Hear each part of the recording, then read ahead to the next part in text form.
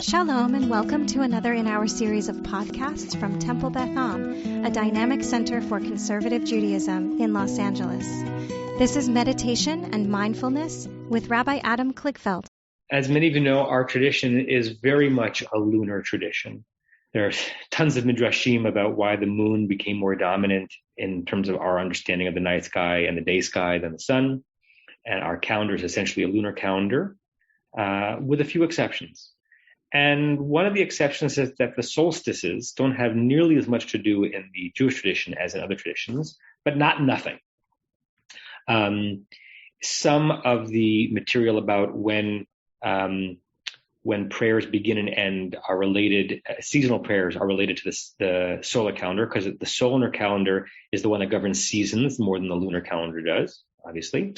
And there are midrashim about the origins of Hanukkah that try to imagine Hanukkah not only as a holiday that was celebrated and founded in response to a military and cultural encounter in the 2nd century BCE, but as if there was something primal and primordial about Adam and Eve even getting to the part of their first year on the primordial planet, where instead of the days getting shorter as they were from their creation on Rosh Hashanah, according to tradition, right? From Rosh Hashanah through the winter solstice, the days get shorter and shorter and shorter. Once you hit the winter solstice, the days get longer and longer. And the rabbis imagined that Adam and Eve, who had feared that it would get to be completely dark in the world, once they tracked and realized that the days were getting longer, they celebrated this renewal of light. And they tracked it for 8 days to make sure it was not just a one-off, but a pattern. And that was the prehistorical origin of Hanukkah, a midwinter festival of light. Many Jews and rabbis and scholars go to great lengths to make every proud Jew, know that Hanukkah is not the Jewish Christmas. Hanukkah obviously predates Christmas, and there's no reason to make Hanukkah appear in celebration or in any other way as if it's our Christmas. It's a completely different thing. And even more so this year when Hanukkah ended. So now we are live on. Sorry about that. Okay.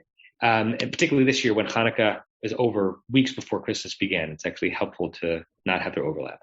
But if we think anthropologically, it's not at all odd that our ancient tradition and the Christian ancient tradition and other cultural and religious traditions have calendrically overlapping or at least adjacent dead of the winter festival of lights, right? It's just interesting. We don't undo our own Jewish connection to Hanukkah to realize that throughout human history, in the darkest, shortest of days, human beings have reached out for some way of celebrating the return of light. Okay. All that is a way of saying that I want us to meditate on that, right? I want to extract, because we're basically hovering at the solstice, just past it, extract from that wordiness the notion of recognizing that more light is coming. Longer rays of light are upborning, and that there is emergence from darkness in our world. That, in addition to just meditating, is where I hope to get us today. So with that slightly longer than usual introduction in mind, I invite you all to take a blessed sigh, close your eyes, find yourself falling into you with all of the oddness that image reflects, because if you are you, how can you fall into you? But we can be separated from ourselves. So fall back into you. And you can imagine that any number of ways, including having your eternal and ethereal spirit falling back into your body. Your spirit that may have been elsewhere, hovering, distant, disconnected. Imagine that it's reanimating your flesh and bones, or the reverse, If you felt disconnected from your body today, going through the motions but not embodied, imagine that your body, your full corporeal self, is falling back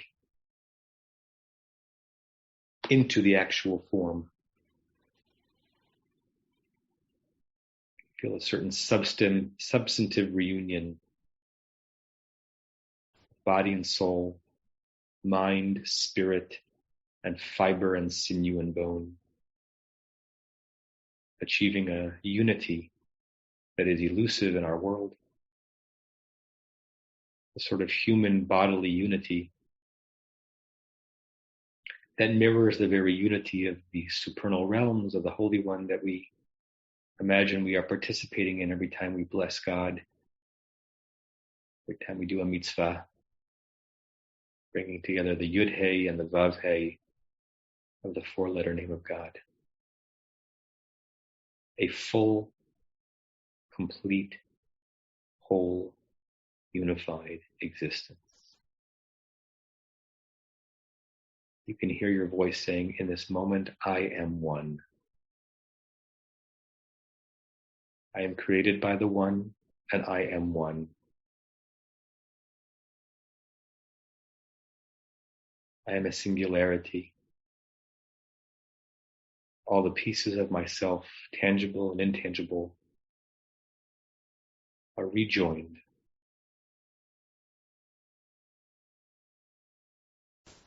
They might go off and wander in different directions as soon as this moment is over, but for now, there is no other piece of me other than this.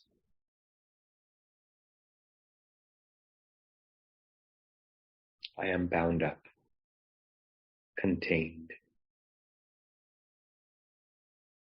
forceful in my unity. And I sit in my chair or my couch, in my room, in my home, in my city, in my country, on this rotating orb. And I'm at the precipice of the world finding again its light.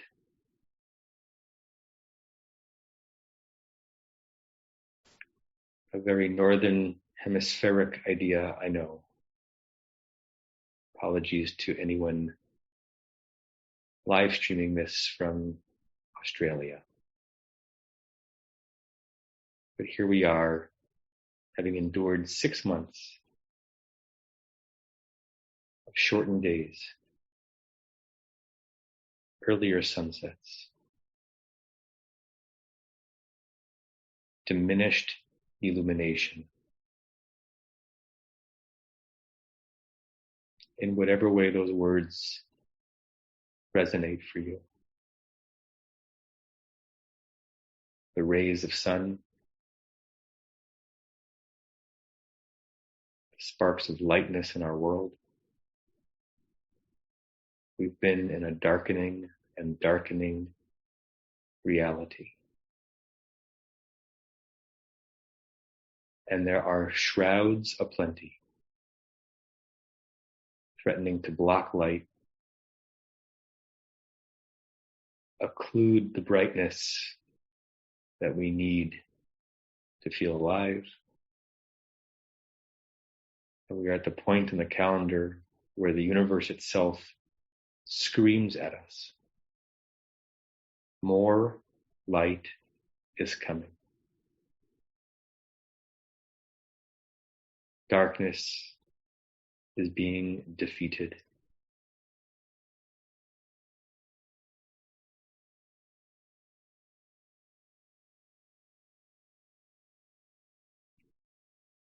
You need to place yourself in an undifferentiated place and an image in your mind. Whatever comes to mind is fine. No need to judge where you now see yourself. In a room, in a field, floating in the cosmos. But see yourself at a place. And the only detail that I want you to paint with your conscious mind is that the place, its aura, its environment is slowly, almost imperceptibly, but determinedly getting brighter. A subtle but certain burgeoning illumination. And for the rest of our meditation, as you breathe deeply and hold your position, allowing your body to relax into slackness, I want you to stiffen the focus of your mind. Watching yourself in this space you've created in your mind. Watching yourself, watching the light come. And what does that feel like? As the solstice has passed and brightness returns.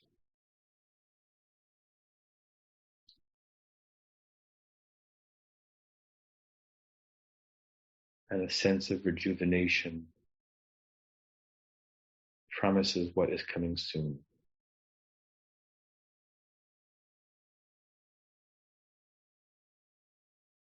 With the slight wonder of whether conjuring it in this inner chamber of your mind can hasten it as you return to the world, inspired by the earth's turn, but also perhaps a bit more in control of how much illumination you experience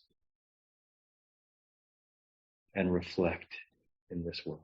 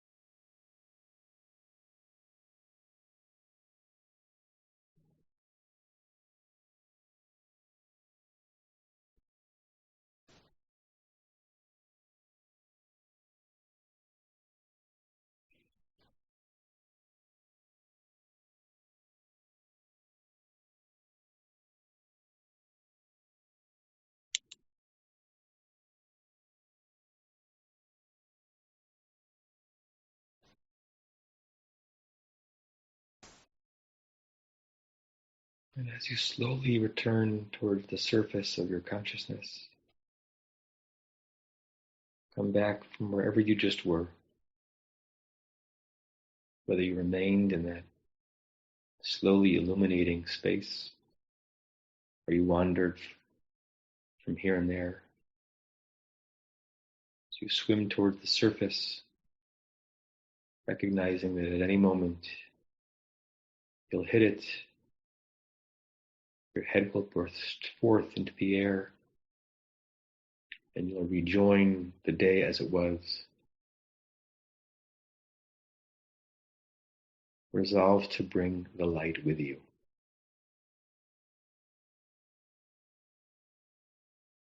And to radiate it.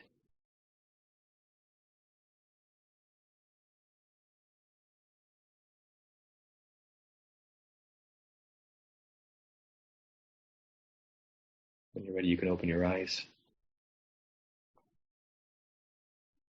I'll share my screen. We can say the closing prayer together.